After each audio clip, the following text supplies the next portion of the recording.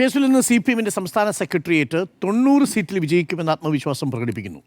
കോൺഗ്രസ് ആവട്ടെ പ്രതിപക്ഷ നേതാവ് 100 എന്ന് പറയുന്നു, ലീഗ് 85 സീറ്റുകൾ എന്ന് പറയുന്നു. ചാണ്ടി ഉമ്മനൊക്കെ ജയിച്ചു വരും എന്നുള്ള ആത്മവിശ്വാസമാണ് പ്രകടിപ്പിക്കുന്നത്. അപ്പോൾ 90 സീറ്റ് വിജയിക്കുമെന്നുള്ളത് CPM-ൻ്റേത് അല്പം അതിരി കവിഞ്ഞ ആത്മവിശ്വാസമാണോ? ഉറപ്പായും 90 സീറ്റിന് മുകളിലേക്ക് ഏതായാലും അല്ലെങ്കിൽ 90 സീറ്റ് വരെ എത്തുക അത്ര എളുപ്പമല്ല എന്നാണ് ഞാൻ മനസ്സിലാക്കുന്നത്. പക്ഷേ CPM-ന് ഇപ്പോഴും ആത്മവിശ്വാസത്തിന് വകയുണ്ട്. അങ്ങനെ വകയില്ല എന്നുള്ളൊരു സാഹചര്യമില്ല. പക്ഷേ 90 സീറ്റിന് മുകളിലേക്ക് എത്തുക എന്ന് പറയുന്നത് അത് അതികഠിനം തന്നെയായിരിക്കും. 2021 91 സീറ്റിലാണ് കേരളത്തിൽ, 2016 കേരളത്തിൽ 91 സീറ്റ് നേടിയാണ് ഇടതുപക്ഷം കേരളത്തിൽ അധികാരത്തിൽ വരുന്നത്. 2021 അത് 99 സീറ്റായി വർദ്ധിച്ചിട്ടുണ്ട്. അതേസമയം ഈ രണ്ട് തെരഞ്ഞെടുപ്പുകളിലും പ്രത്യേക സാഹചര്യമുണ്ടായിരുന്നു. 2016 ഉമ്മൻചാണ്ടി സർക്കാരിനെതിരെയുള്ള വലിയ ആരോപണങ്ങളും അന്ന് കേരളം വലിയ വിവാദങ്ങളിൽ കത്തിനിന്ന സാഹചര്യമാണ്. ഭരണമാറ്റത്തിൻ്റെ എല്ലാ അനുകൂല സാഹചര്യവും അന്ന് ഇടതുപക്ഷത്തെ സംബന്ധിച്ച് 2016 ഉണ്ടായിരുന്നു. അതിൻ്റെ നേട്ടം അന്ന് 2016 കിട്ടി. അങ്ങനെ 91 സീറ്റ് ലഭിച്ചു. 2021 വരുമ്പോൾ നമ്മൾ പലതവണ ചർച്ച ചെയ്തതുപോലെ തന്നെ കോവിഡും അതുപോലെ തന്നെ പ്രളയവും ഒക്കെയുള്ള സാഹചര്യം ഉണ്ടായിരുന്നു. അതൊക്കെ തന്നെ സർക്കാരിന് അനുകൂലമായിട്ടുണ്ട്. അപ്പോൾ ഒരു സർക്കാർ തുടരാം എന്ന് അന്ന് ജനങ്ങൾ തീരുമാനിച്ചത് കൊണ്ട് 2021 വലിയ ജനപിന്തുണ അന്ന് പിണറായി സർക്കാരിന് കിട്ടി. അങ്ങനെ 2021 അധികാര തുടർച്ച നേടി 99 സീറ്റുമായി. പക്ഷേ ഈ സാഹചര്യങ്ങളൊന്നും ഇപ്പോഴില്ല. അതേസമയം ഇത്തവണത്തെ തെരഞ്ഞെടുപ്പിൻ്റെ ഒരു പ്രത്യേകത എന്ന് പറയുന്നത് സർക്കാരിൻ്റെ 10 വർഷത്തെ ഒരു വികസന നേട്ടമുണ്ട്. ആ നേട്ടത്തിനെതിരെ വലിയ ഒരു വിമർശനമോ അതല്ല എങ്കിൽ സർക്കാർ ആ നിലയിൽ വലിയ പരാജയമാണ് എന്ന രീതിയിലൊന്നും തന്നെയുള്ള ഒരു നറേറ്റീവ് ഉയർത്തിക്കൊണ്ടുവരാൻ പ്രതിപക്ഷത്തിന് ഈ തെരഞ്ഞെടുപ്പിൽ സാധിച്ചിട്ടില്ല. പകരം സർക്കാരിൻ്റെ 10 വർഷത്തെ വികസന നേട്ടവും പ്രതിപക്ഷം കൊണ്ടുവന്നിട്ടുള്ള കുറേ വിവാദ വിഷയങ്ങളും തമ്മിലുള്ള ഏറ്റുമുട്ടലായിരുന്നു യഥാർത്ഥത്തിൽ നമ്മൾ ഈ തെരഞ്ഞെടുപ്പ് രംഗത്ത് ആകെ കണ്ടത്. നമ്മൾ ഈ തെരഞ്ഞെടുപ്പിൻ്റെ പ്രചരണ രംഗത്തൊക്കെ തന്നെ തുടക്കം മുതൽ അവസാനം വരെ കണ്ടിട്ടുള്ളത് ഒരുപാട് വിവാദ വിഷയങ്ങളാണ്. അതേസമയം അടിസ്ഥാന വികസന രംഗവുമായി ബന്ധപ്പെട്ടോ അല്ലെങ്കിൽ റോഡുകളില്ല, പാലങ്ങളില്ല, ആശുപത്രികളുമായി ബന്ധപ്പെട്ടോ അതൊക്കെ ചെറിയ ചെറിയ ഒറ്റപ്പെട്ട സംഭവങ്ങൾ ഉണ്ടായെങ്കിൽ പോലും പൊതുവേ സർക്കാർ മികച്ച രീതിയിൽ പ്രവർത്തിച്ചു എന്നതാണ് ജനം വിലയിരുത്തിയിട്ടുള്ളത് എന്നതാണല്ലോ പല റിപ്പോർട്ടുകളും സർവേകളും ഒക്കെ തന്നെ പുറത്തു വന്നത്. എങ്കിൽ പോലും നമ്മൾ പലതവണ ചൂണ്ടിക്കാണിച്ചതുപോലെ തന്നെ 10 വർഷത്തെ സർക്കാർ എന്ന നിലയിലുള്ള ഒരു മടുപ്പോ അതല്ല എങ്കിൽ ഈ ഒരു മാറ്റം വേണം എന്നാഗ്രഹിക്കുന്ന ഒരു വിഭാഗമൊക്കെ തന്നെ ഉണ്ടാകും.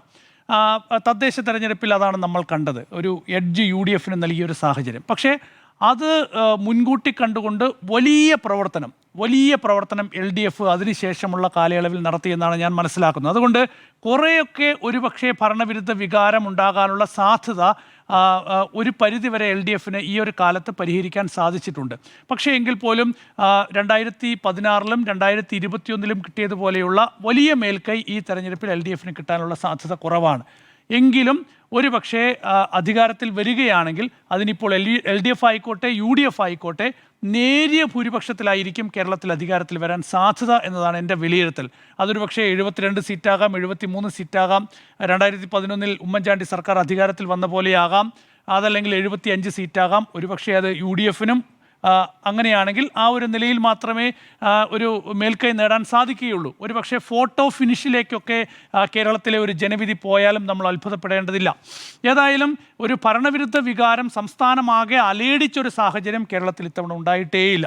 അത് ചില മേഖലകളിൽ ഉണ്ടായിട്ടുണ്ട്. പ്രത്യേകിച്ച് മലബാർ മേഖലകളിൽ, അത് മലപ്പുറം ആയിക്കോട്ടെ കോഴിക്കോടായിക്കോട്ടെ, ചില മേഖലകളിലൊക്കെ തന്നെ ആ നിലയിൽ വോട്ട് വർദ്ധിച്ചിട്ടുണ്ട്. പക്ഷേ വോട്ട് വർധനവ് ഒരു ഭരണവിരുദ്ധ വികാരത്തിൻ്റെ സൂചനയാണ് എന്ന നിലയിലും നമുക്ക് പൂർണ്ണമായി വിലയിരുത്താൻ കഴിയില്ല.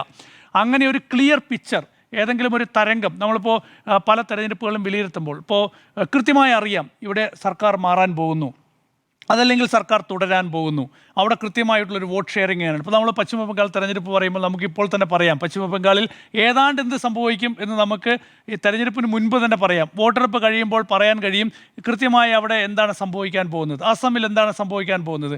അതല്ല എങ്കിൽ നമ്മൾ പ്രവചനാതീതമായ തെരഞ്ഞെടുപ്പുകൾ ഉണ്ടായിട്ടുണ്ട്. അത് ഹരിയാനയിലും മഹാരാഷ്ട്രയിലും ഒക്കെ തന്നെ പ്രതീക്ഷിച്ചതിന് നേരെ വിരുദ്ധമായിട്ടുള്ള ജനവിധിയാണ് വന്നത്. കോൺഗ്രസ് ആഘോഷം തന്നെ തുടർന്നത്. പക്ഷേ കേരളത്തിലെ ഒരു സാഹചര്യം നമുക്ക് അങ്ങനെ ഒരു ഭരണമാറ്റം ഉണ്ടാകും എന്ന് പറയാൻ കഴിയാത്തൊരു സാഹചര്യമുണ്ട്. അതായാലും അതുകൊണ്ടാണ് CPM ഇപ്പോൾ ജില്ലാ കമ്മിറ്റികളൊക്കെ തന്നെ വിലയിരുത്തി അവരുടെ ഓരോ മണ്ഡലങ്ങളിലെയും സാഹചര്യങ്ങൾ വിലയിരുത്തി നൽകിയ കണക്കിൻ്റെ അടിസ്ഥാനത്തിൽ CPM തന്നെ കണക്കാക്കുന്ന ഒരു 80 സീറ്റ് 80 സീറ്റ് ലഭിക്കും എന്നുള്ളതാണ് പാർട്ടിയുടെ തന്നെ ഒരു വിലയിരുത്തലായി വരുന്നത്.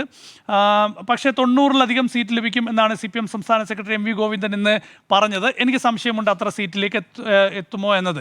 കോൺഗ്രസിനെ സംബന്ധിച്ചിടത്തോളം ആണെങ്കിൽ 100 സീറ്റിന് മുകളിലേക്ക് ഒരു കാരണവശാലും എത്തില്ല. നമ്മൾ പലതവണ ചർച്ച ചെയ്തതാണ്. അതിനുള്ള ഒരു സാധ്യതയുമില്ല. അതുകൊണ്ട് ഞാൻ നേരത്തെ പറഞ്ഞതുപോലെ നെക്ക് ടു നെക്ക് ഫൈറ്റ് ഈ തെരഞ്ഞെടുപ്പിൽ പലയിടങ്ങളിലും നടന്നിട്ടുണ്ട്. അവിടെയൊക്കെ ചെറിയ ഭൂരിപക്ഷത്തിൽ ഒരുപക്ഷെ വിജയ പരാജയങ്ങൾ മാറിമറിയാനുള്ള സാധ്യതയുണ്ട്.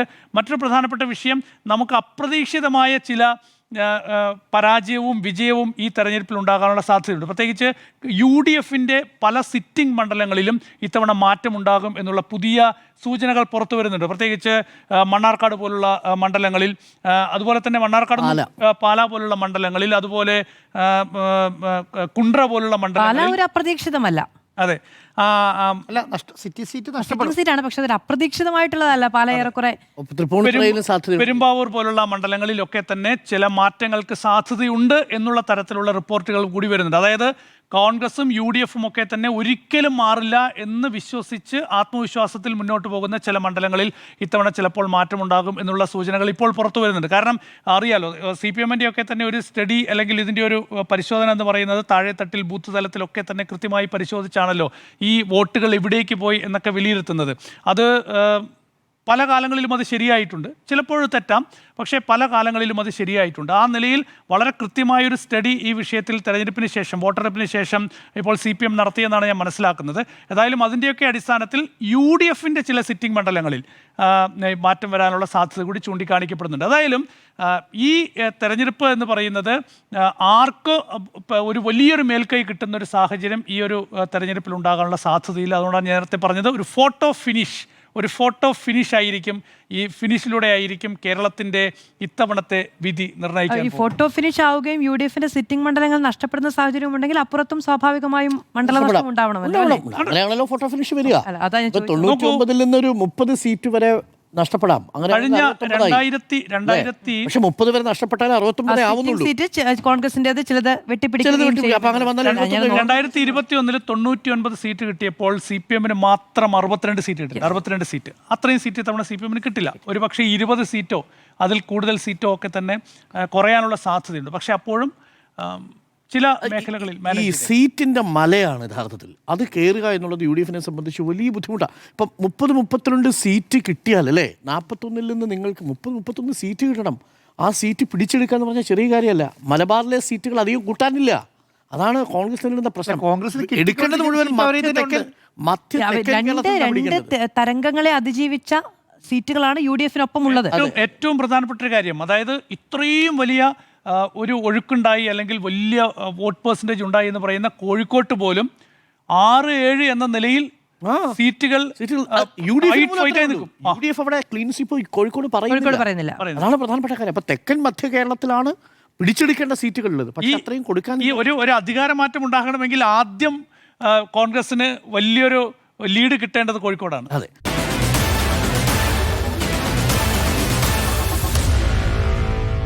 Meet the editors.